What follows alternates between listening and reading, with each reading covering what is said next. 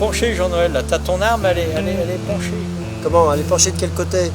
T'es pas symétrique. Là, c'est bon? Ouais, t'es meilleur, là. Ouais, j'y vais. Une arme, quelle qu'elle soit, il faut que tu sois ta joue collée. Ouais. Toute ta pommette sur ton arme. Après, tu règles tes appareils par rapport à toi. Si tu es élevé en comme ça, tu vas faire ça, tu peux jamais être juste. D'accord.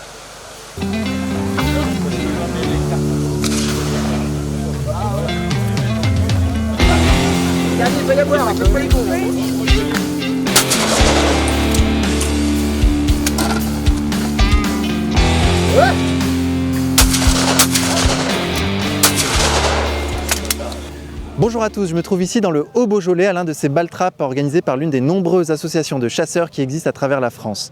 Cet événement annuel est pour eux l'occasion de se réunir pour s'entraîner, régler leurs fusils, mais aussi et surtout pour se retrouver et passer un bon moment ensemble. Nous sommes ici au cœur de la ruralité française. Qui sont ces chasseurs? Quel lien les unit avec la nature et surtout comment vivent-ils cette passion aujourd'hui en France? Ils sont plus de 1 200 000. C'est ce monde très à part des chasseurs français que nous allons explorer. Suivez-moi.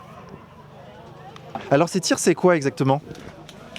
Bah, ils s'entraînent à casser des pigeons. D'accord. Donc c'est un entraînement, l'entraînement du chasseur typique. Bon, non, il y a des tireurs de ball-trap qui sont pas chasseurs. Hein. D'accord. Il y a beaucoup de clubs de ball-trap. C'est un sport national, international. Hein, même ils sont. Oui. Les ball-trap, il n'y a pas que des chasseurs. D'accord, mais donc quels sont les prérequis pour tirer ici? Il faut quand même avoir un permis de chasse, non, ou pas? Un permis de chasse ou une licence de tir. D'accord, ok. Pour avoir le droit et pour être assuré, avoir le droit d'une arme. Quoi. D'accord, donc tout ça est très réglementé. Ah bah oui. Ok. Il n'y a pas de souci. N'importe qui ne peut pas tirer, Non, prendre un non, fusil non. et se mettre à tirer. Non. Alors dites-moi, quel est l'intérêt du ball-trap? Pourquoi organiser un ball-trap chaque année? C'est un moment de convivialité. D'accord. Entre amis, ça se repose de la chasse. Ok. Là ici, vous connaissez tout le monde. Vous vous connaissez tous entre vous. Oui. Ok. Parce que c'est tous les amis qui viennent nous rejoindre. Ok. C'est le but du jeu. Ok, d'accord. D'ouvrir le monde de la chasse aux amis, aux proches. Les amis, qu'ils soient chasseurs ou pas chasseurs. D'accord, ok. Et vous, qu'est-ce que vous recherchez dans la chasse? Il y a déjà le côté convivialité, Voilà. le côté nature, le côté pour celui qui chasse avec ses chiens, de faire travailler ses chiens, de rencontrer des animaux et puis de faire quelques prélèvements où c'est utile. Où c'est même indispensable. Et il y a l'aspect aussi lien social avec la communauté de chasseurs. Bien sûr, oui, c'est des copains, c'est la convivialité, c'est le petit casse-croûte le soir et voilà quoi. On sent, je me permets de faire un commentaire, une gentillesse immanente dans ce milieu. On a l'impression d'être confronté toujours à des gens très aimables, très bienveillants, très gentils. Oui, c'est la majorité des gens chasseurs où on n'est pas toujours malheureusement bien compris, quoi. Et c'est vrai qu'on doit démontrer ces choses-là. Nous, sur la société, ça fait 3-4 ans qu'on organise ce qu'on appelle un dimanche à la chasse. On invite des non-chasseurs. On a entre 12 ou 15 personnes qui viennent pour une journée de chasse où on organise grandeur nature, hein, sans floriture, sans rien. Et pour expliquer ce qu'est vraiment la chasse. Et toutes les personnes qui partent de cette journée, ils ont un œil différent, ils ont une vision différente de la chasse et des chasseurs. Voilà. Qu'est-ce qui fait que vous avez envie de passer le permis de chasse? Mon père est chasseur et puis des fois il m'emmenait. Ça m'a bien plu. Ouais. Qu'est-ce qui vous a plu dans la chasse? C'est de voir la faune et la flore. Ah, Voir le gibier dans les forêts, je trouve ça joli. Moi. d'accord, donc vous êtes un amoureux de la nature en Ouais, fait. j'aime bien.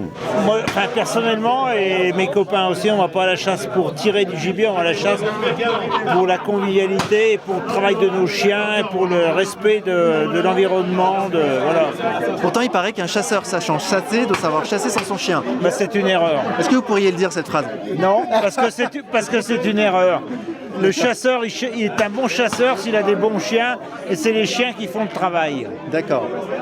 Comment vous percevez ce milieu de la chasse, vu de l'extérieur?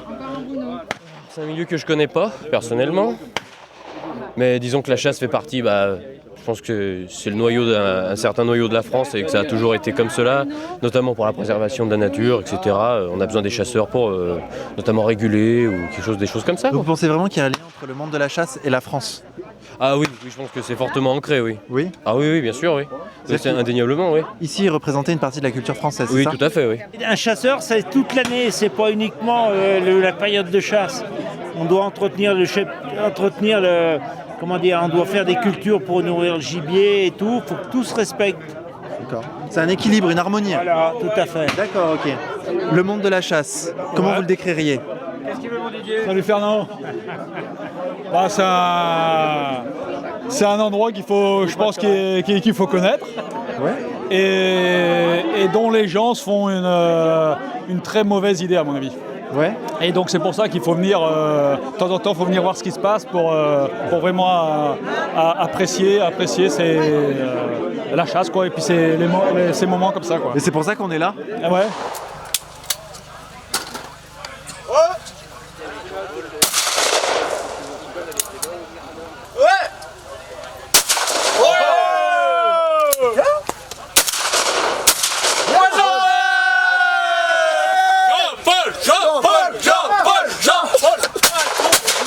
Non, parce que les chasseurs ont quand même la réputation pour le grand public d'être des gens qui tuent des bêtes et donc... Non, ça c'est fini, c'est fini de moins en moins.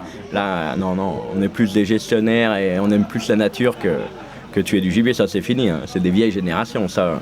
La nouvelle génération, elle est plus là pour se promener et entretenir la nature. D'accord, parce que justement les chasseurs ont plutôt la réputation d'être des sortes de braconniers qui tuent des bêtes. Qu'est-ce que vous répondriez à ça? Non, pas du tout. Enfin, on n'est pas des braconniers, ils ont qu'à venir à la chasse pour voir un peu ce que c'est que la chasse. Et enfin, pour moi, la chasse déjà, c'est les chiens et le respect de la bête. Après la chasse, c'est pas, comme on entend dire parfois, c'est le chasseur-tueur. Je pense que ça, c'est à bannir. Ça n'existe plus aujourd'hui, ou très peu. C'est marginal.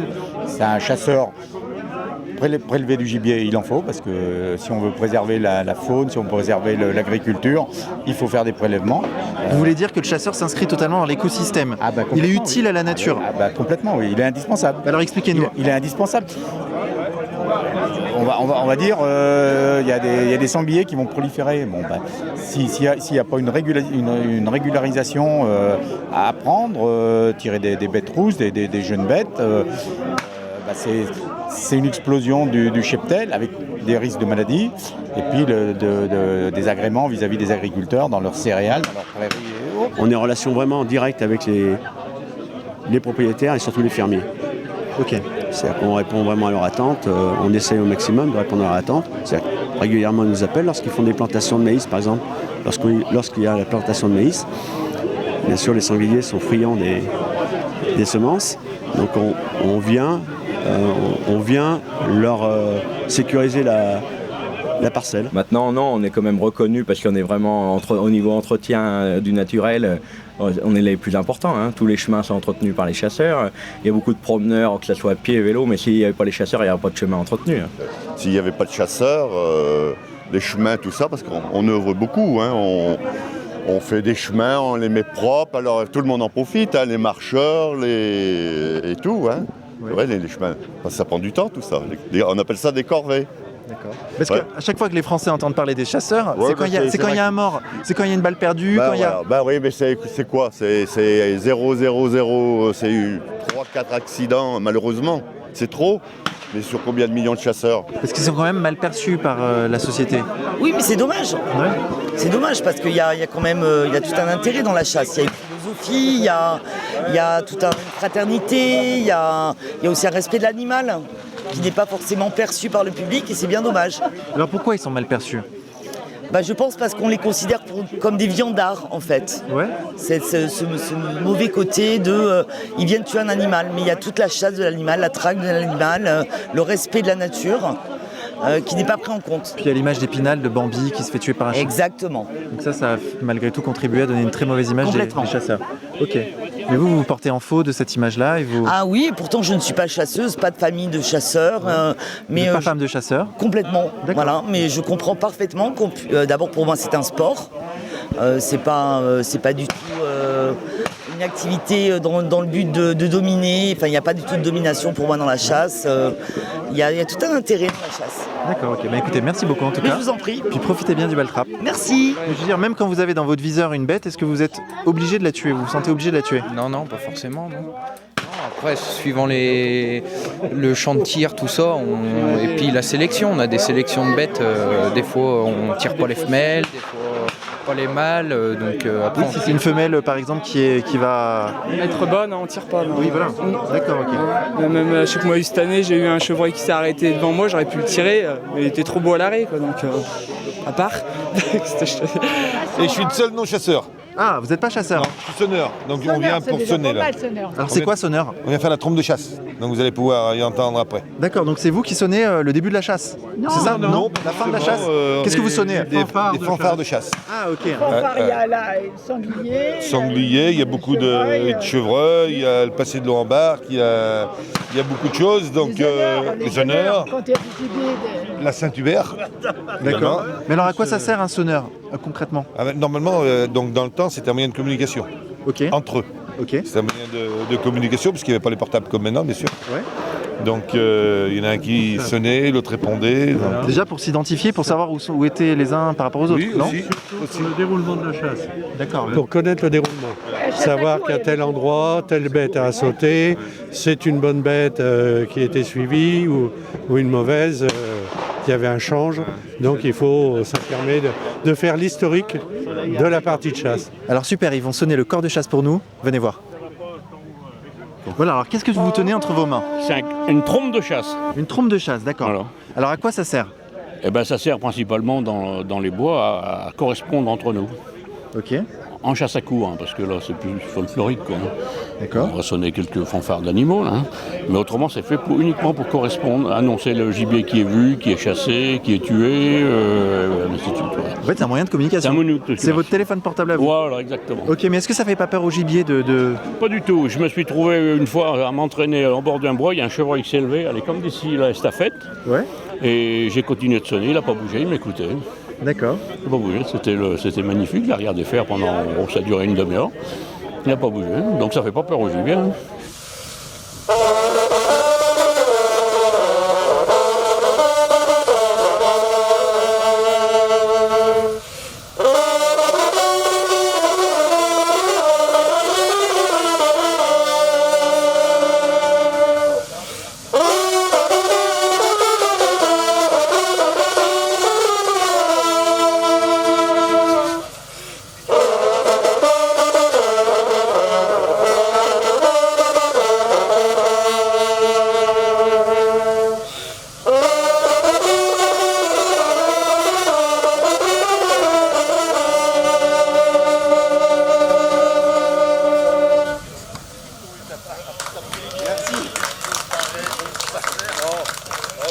Alors ça demande du souffle. Un peu, oui. Ok, super, et une coordination entre vous, vous vous entraînez? Bah, oui, on s'entraîne tous les mardis. C'est vrai, tous les mardis? Tous les mardis, Ok. au boulodrome de Charnay-les-Mâcons. Ok, vous avez combien de... On est combien? Une douzaine de... 12. D'accord. Et de chant, de musique, enfin de... Ah bah ça c'est... En fanfare de correspondance en vénerie, il y en a 54, je crois. D'accord. Le jardin il est grand.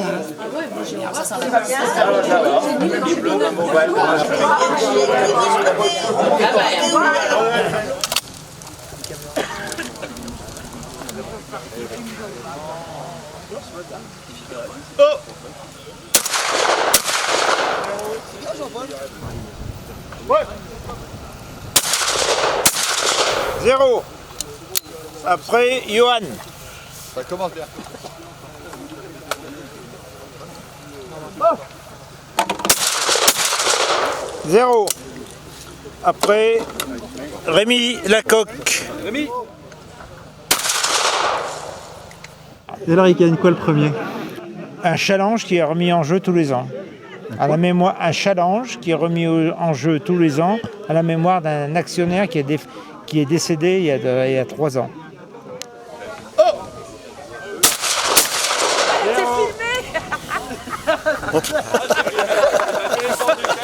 J'ai loupé en plus. La déception, j'étais venu pour gagner. Tanguy, bonjour. Bonjour. Alors vous êtes l'heureux gagnant de cette spéciale. Ouais, bah, je suis bien content d'avoir tiré. C'est une spéciale qui est assez importante parce que comme c'est en hommage à notre ami Michel Ruet, je suis bien content de l'avoir gagné, quoi. Après, voilà. Qu'est-ce que ça représente pour vous la chasse? La chasse, pour moi, on est dans un milieu naturel, faut penser à respecter tout le monde, on n'est pas seul à la chasse. On croise beaucoup de monde, des motos, des gens qui se promènent, tout ça. Puis un esprit de convivialité comme aujourd'hui. On appelle Olivier de Pardon.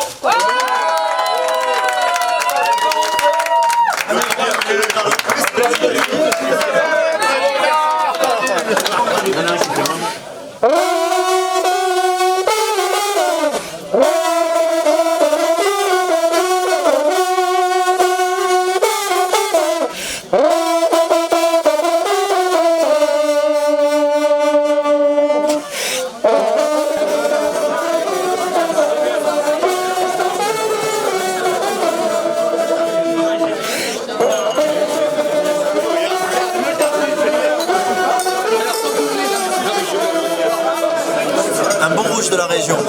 Bonne santé à tous. C'est quoi qui distingue un bon chasseur d'un mauvais chasseur? Je suis pas chasseur. Oui, mais selon toi? Il y en a un qui tire, l'autre il tire. C'est pas pareil.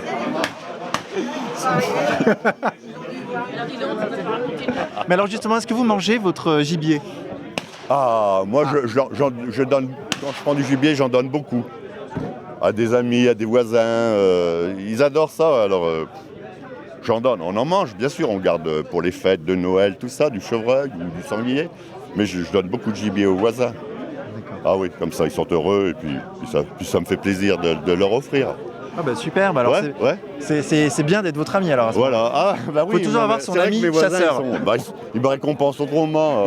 Il faut savoir qu'ici, il y a une trentaine d'années, une vingtaine d'années, quand ils se tuaient un sanglier, c'était l'événement. Les gens faisaient la fête pendant une semaine, c'était la chose exceptionnelle.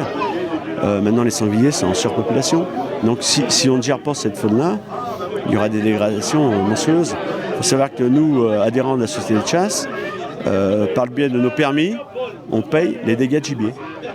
C'est-à-dire que notre cotisation annuelle, notre validation de permis auprès de la fédération permet d'indemniser les dégâts, bien qu'on fait notre maximum pour les limiter. Alors c'est incroyable, puisque pourquoi c'est vous qui payez les dégâts de gibier alors que justement au contraire vous cherchez à réguler leur population? C'est donc la chasse un petit peu... Oui, ça peut être surprenant. Parce qu'ils estiment, c'est même contradictoire. Mais faut l'accepter parce que je dirais la population a quand même beaucoup changé. Les gens étaient plus ouverts à la chasse. On sent ces 10 dernières années une réticence quand même aux chasseurs. D'ailleurs, Emmanuel Macron vous a dragué pendant l'élection présidentielle et a nommé Nicolas Hulot comme ministre de l'Environnement attaché à la chasse et à la pêche. Alors lui, justement, comment vous considérez cette nomination? Je pense pas qu'il nous aime bien, mais bon, je sais pas, on verra à l'avenir. Pourquoi il a fait quoi, Nicolas Hulot? Il a eu des déclarations contre les chasseurs? Non, mais bon, l'écologiste est jamais un pro-chasseur-pêche, ça serait nouveau. Mais bon, on est plein de nouveautés, donc pourquoi pas. D'accord, ok. Mais alors, est-ce qu'il y a toujours du gibier en France? Alors aujourd'hui, le gibier, bon, il y a toujours du gibier, mais peut-être moins qu'avant. Oui, pourquoi? Pourquoi? Parce que bon, il y a des prédateurs qui arrivent. Nous avons les loups, les lynx, qui sont là, les loups. Il faut les chasser, les loups. Ah oui, on dirait dit ça à Nicolas Hulot. On dirait à Nicolas Hulot, il va être content. Non, mais bon, il ne faut pas que les prédateurs deviennent plus forts que les proies. C'est là le souci. Moi, je suis tout à fait d'accord pour avoir quelques loups, mais maintenant, c'est que ça prolifère. Ah oui, c'est inquiétant. Puis le lynx, ça fait du mal. Alors, si tu souhaites adhérer à la chasse de la roche, tu vas faire une demande. Ouais. Le bureau va se réunir, on va prendre en compte ta demande. Très souvent, ce qu'on souhaite, c'est de rencontrer les gens. C'est-à-dire que très souvent, les gens qui rentrent chez nous, vous les connaissez? On fait en sorte de connaître, parce que voilà, ce qu'on veut vraiment nous préserver, c'est l'éthique.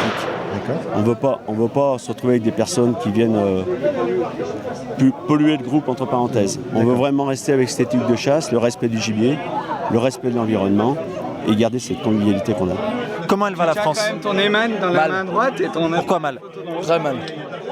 C'est pas comme ça la photo. Parce qu'il y a de plus en plus de cons. Ouais. Genre les anti-chasses ou des trucs comme ça. Quoi. Ou les bio, ou les véganes, ou les machins de toi, tu vois, c'est des trucs qui énervent un petit peu. Quoi, vous êtes pas vegan? Non, pas vegan. Qu'est-ce qui vous emmerde chez les véganes? Ce qui m'emmerde chez les véganes, c'est que ils arrivent à dire qu'on arrive à torturer des bêtes pour les manger, alors que dans l'élevage intensif, c'est nous qui faisons naître les bêtes pour pouvoir les tuer après pour les manger. Si on n'était pas là, toutes les bêtes qui sont en élevage intensif, elles ne seraient pas vivantes. Et ils arrivent à considérer comme ça, comme de la torture. Ah, ouais, bah. Les chasseurs-cueilleurs, bah oui, on n'en parle jamais, mais au début, l'humanité, elle chassait. Bah s'ils chassaient pas, ils avaient rien à bouffer, alors ils étaient pas obligés. C'est vrai? Non mais c'est vrai en plus. Okay. À l'époque où ils étaient obligés de chasser, les véganes ils n'existaient pas. Hein. Ceux qui étaient véganes ils crevaient puis c'est tout. Non mais c'est vrai. Qu'est-ce qu'il faudrait pour redresser la France? Bah, des gens qui ont des couilles. Pas des guignols quoi là. C'est des carriéristes maintenant je veux dire. Ça manque un petit peu quoi. Avant les gens ils croyaient à leur politique, maintenant ils la croient plus. Ils croient à leur porte-monnaie quoi. La France elle part en couille et pas la chasse. Enfin, c'est deux choses différentes. Comment font les chasseurs pour tenir bon alors que la France part en couille? Bah, c'est une très bonne question parce que je sais pas pourquoi la France elle part autant en couille. Et pourtant la chasse elle perdure parce qu'on a des valeurs qu'on nous a, enfin, depuis tout gamin c'est comme ça, on nous apprend de A à Z. Et du respect aussi. Ouais voilà, ouais, c'est des choses comme ça et alors que la France on y voit partir sous nos yeux, on est impuissant, on se rend pas compte pourquoi. Alors qu'est-ce qui manque à la France pour ne pas s'effondrer totalement? Pour survivre? Franchement, qu'est-ce qu'il lui faudrait? Ouais, c'est compliqué à dire. Il lui faudrait un papa, un vrai papa, qui mette des vrais fessées et qui dise là, t'as fait une bêtise. Et qui mette une grosse fessée. Il faudrait un vrai papa. Il faudrait, ce serait bien parce que je sais pas où ça va s'arrêter. Hein.